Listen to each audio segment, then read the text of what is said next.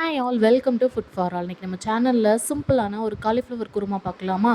First அதுக்கு ஒரு கடாயில் கொஞ்சமாக தண்ணி விட்டுட்டு நம்ம காலிஃப்ளவரை ஃபஸ்ட்டு பிளான்ச் பண்ணி எடுத்துக்கலாம். சூடான தண்ணியில் கொஞ்சமாக மஞ்சள் பொடி கூடவே கொஞ்சமாக உப்பு சேர்த்துட்டு காலிஃப்ளவரை சின்ன சின்னதாக கட் பண்ணி அதில் போட்டு ஒரு 2 நிமிஷம் கொதிக்க விட்டு எடுத்துக்கலாம். இந்த மாதிரி பண்ணும்போது காலிஃப்ளவரில் ஏதாவது புழு பூச்சி இருந்துச்சுன்னா இதிலே வந்துட்டு அது வெளியே வந்துடும். காலிஃப்ளவரில் ஒரு மாதிரி கொஞ்சம் ஸ்மெல் இருக்கும். இந்த மாதிரி பிளான்ச் பண்ணி அந்த தண்ணியை வடிகட்டும் போது அந்த ஸ்மெல் வந்து அந்த தண்ணியிலே போயிடும். அதனால தான் காலிஃப்ளவரை ஃபஸ்ட்டே பிளான்ச் பண்ணுறோம். இப்போ அதை தனியாக எடுத்து வச்சுட்டு அதே கடாயில் கொஞ்சமாக எண்ணெய் விட்டுட்டு எண்ணெய் லைட்டாக சூடானதும் அதில் 2 பெரிய வெங்காயத்தை நல்லா ஸ்லைஸ் பண்ணி சேர்த்துக்கலாம். பெரிய வெங்காயம் கூடவே 2 தக்காளி பழத்தை ஸ்லைஸ் பண்ணி சேர்த்துக்கலாம். இதை பண்ணுறதுக்கு நீங்கள் பட்டர் கூட யூஸ் பண்ணலாம். அதுவுமே டேஸ்ட்டு நல்லா தான் இருக்கும். இப்போ வெங்காயம் தக்காளி கூட நம்ம கொஞ்சமாக கேஷ்யூ நட் சேர்த்துக்கலாம். நீங்கள் கேஷ்யூ நட் வேணான்னு நினச்சிங்கன்னா அவாய்ட் கூட பண்ணிக்கலாம். இப்போ கேஷ்யூ நட் கொஞ்சமாக சேர்த்துட்டு இதை நல்லா வதக்கி எடுத்துக்கலாம். கிட்டத்தட்ட பன்னீர் பட்டர் மசாலாக்குள்ளே பேஸ் ரெடி பண்ணுவோம்ல, அதே மாதிரி தான். தேவையான அளவு உப்பு சேர்த்துட்டு நல்லா இதை வதக்கி எடுத்துக்கலாம்.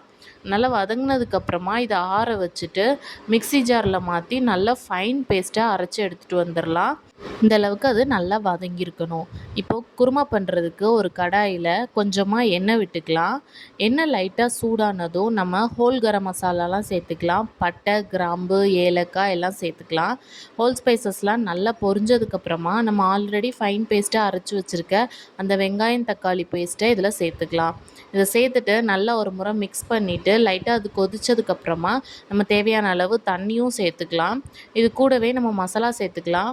1 ஸ்பூன் போல் மல்லித்தூள், 1 ஸ்பூன் போல் கரம் மசாலா, கூடவே ஒரு 1/2 ஸ்பூன் போல் சிக்கன் குழம்பு மசாலா இருந்தால் அதை சேர்த்துக்கோங்க.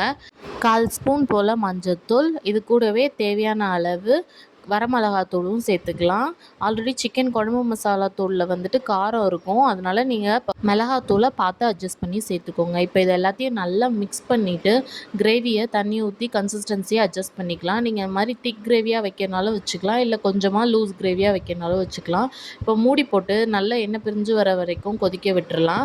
எண்ணெய் பிரிஞ்சு வந்ததுக்கப்புறமா நம்ம காலிஃப்ளவர் ஆல்ரெடி பிளான்ச் பண்ணி வச்சுக்கோல, அதையும் சேர்த்துக்கலாம். ஏன்னா காலிஃப்ளவர் ஆல்ரெடி ஹாஃப் குக் ஆகிருக்கும். இப்போ எல்லாத்தையும் நல்லா மிக்ஸ் பண்ணிவிட்டு இதை ஒரு 5 நிமிஷம் மட்டும் கொதிக்க விட்டுறலாம்.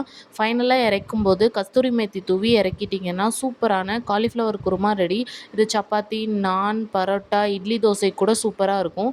எப்படி இருக்குன்னு செஞ்சு பார்த்துட்டு மறக்காமல் கமெண்ட்ஸில் சொல்லுங்கள். இன்னும் நிறைய பேர் நம்ம சேனலை சப்ஸ்கிரைப் பண்ணாமல் பார்க்குறீங்க. சப்ஸ்கிரைப் பண்ணிவிட்டு பார்த்தா எனக்கு ஒரு என்கரேஜ்மெண்ட்டாக இருக்கும். பாய்.